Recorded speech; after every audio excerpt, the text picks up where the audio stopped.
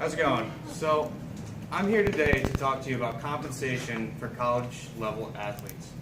Now, a lot of people, this is a controversial issue.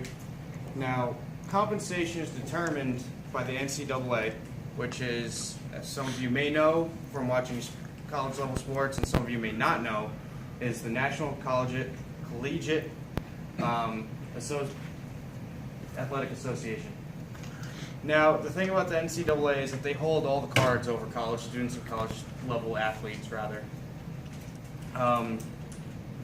What does that mean? I mean, how much money do you think that they make in a year? What's $1 billion to all of you? A lot. Some people, most Americans, won't make anywhere near $1 billion in their entire lifetime. Okay. No, it's too much. All right. But over the last year, they made $1 billion. Now, they're making it every single year, and over 80% of that is coming just from TV, just from what they're showing on air. They got supporters from all over the country supporting their local teams, but they're profiting off this, and the students aren't. Now, side note, they're a nonprofit organization. Now, they're making $1 billion, and they're not taxed on that. That's questionable where the profits are going. Now, the other thing about the NCAA is that they are also endorsed by many number of major corporations, from AT&T to Coca-Cola to Buick, just big names, and there's a lot of money floating around in that, and it makes you wonder where it's going. Now, the biggest part about all this that we're getting to is that it's about the college athletes. It's about people who've spent thousands and thousands of hours training, dieting, and just focusing solely on this sport. How many people in the room played a sport as a kid? Do you guys remember being dragged to practice by your parents? Yes.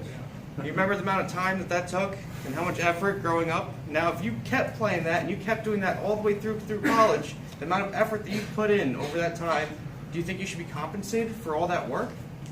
The NCAA doesn't think so. They receive little and no compensation other than scholarships, but even that's not guaranteed. The bottom line is students are being taken advantage of. Now, to regress a little bit, the history of the NCAA was founded as a nonprofit to protect students.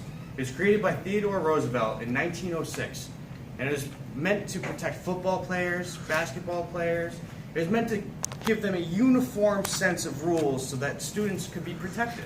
It wasn't meant to be a profit organization. It wasn't supposed to be $1 million CEOs sitting at the top of this.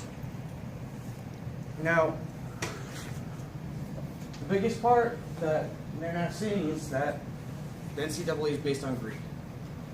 They have huge lawyers who crush down any students who want compensation, who want to be compensated for their time and their effort and the value that they help create for the organization. This is shown fully by the president of the NCAA. He gave himself a $0.5 million raise last year, bringing him from $1.2 million to $1.7 million. That puts him in the top 10% of Americans. Now, wouldn't that be nice to be able to give yourself that kind of raise? The bottom line is they're supposed to be protecting the students, and that's what they're not doing. And that's not acceptable to me. I've got friends, I've got family who are all part of college level sports, and the fact that they could be hurt, they could possibly lose their scholarship money.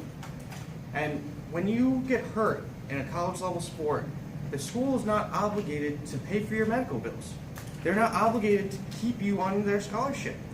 You can literally lose everything by getting hurt playing a sport for your college. The athlete's responsible, not the school. And that makes students disposable, and I don't find that acceptable. Now,